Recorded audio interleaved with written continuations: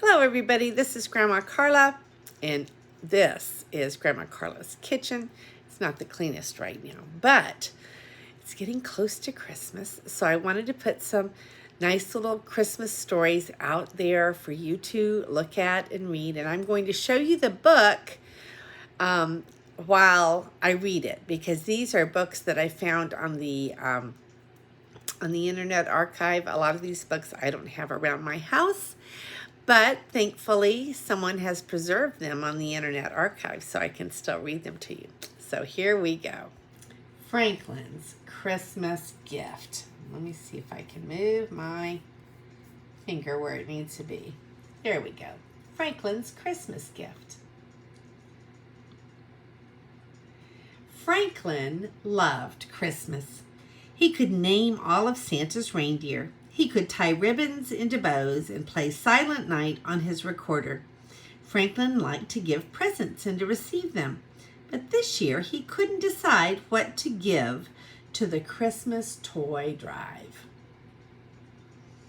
Every December, the students in Mr. Owl's class donated toys for needy families. The toys could be new or carefully used. When Mr. Owl put out the collection box, everyone was excited. They had 3 days to choose the perfect gifts to give. That evening, Franklin dug through his toys. He picked up a shiny red car. "I remember this," he said, wheeling it around. "Vroom, vroom."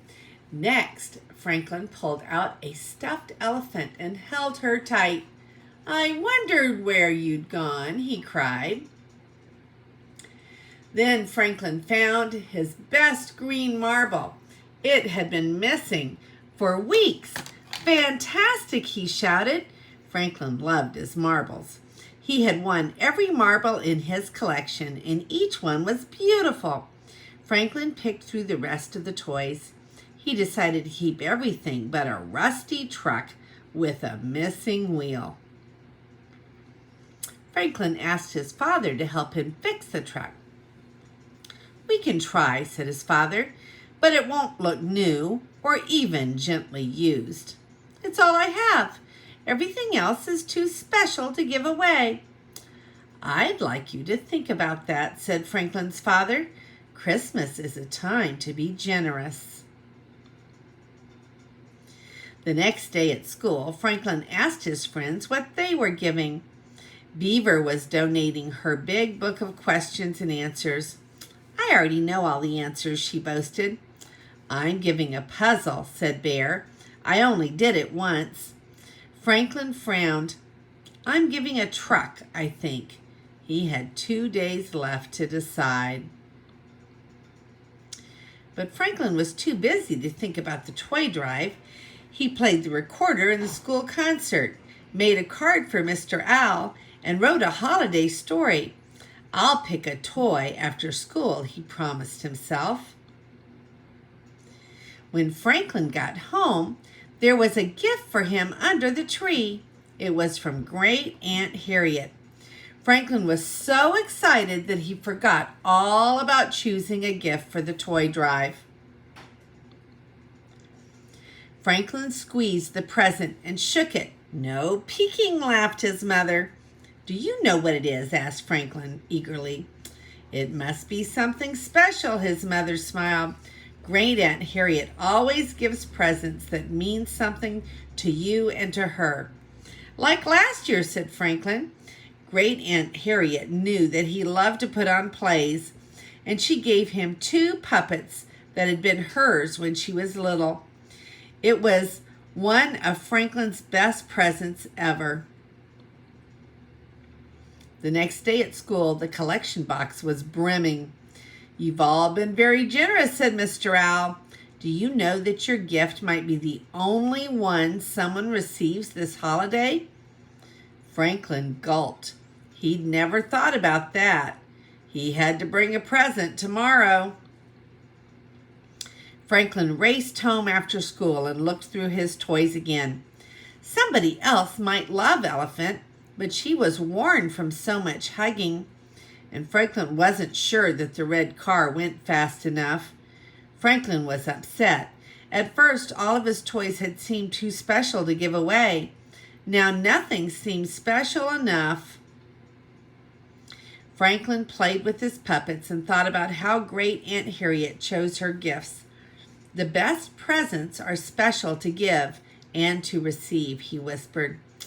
Then Franklin saw his marble collection, and he knew that the marbles were special enough for the toy drive. Franklin polished them and put them into a soft purple bag. He wrapped the present and made a gift tag that read, "These are lucky marbles. Merry Christmas." The next morning, Franklin put his present on top of the collection box. Then Franklin and his friends hauled the box to the big tree at the town hall. They placed each present under the tree. Franklin knew he would miss his marble collection.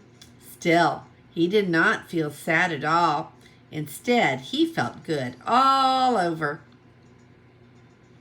On Christmas Eve, Great Aunt Harriet came to visit, and Franklin was allowed to open her present. He ripped off the paper. "It's perfect," said Franklin. "Thank you." Great Aunt Harriet beamed.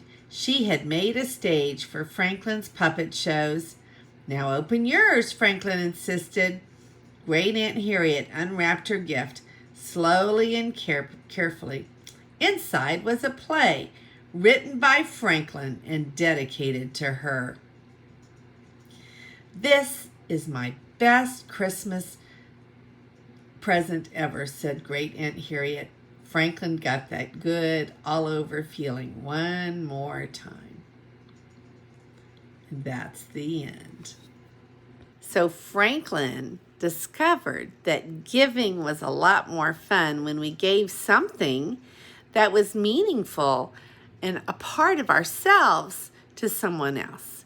So I hope that you have fun making or buying special things for the friends and the family in your life, because presents don't need to be expensive. Very often handmade presents, or like Franklin writing a play by himself that was dedicated to his aunt, that was the most special thing of all. To let someone know that you're thinking of them and that you love them and that you are honoring them with your gift, that's the best kind of present. So I hope you liked this story about Franklin. This is Grandma Carla, and I love you.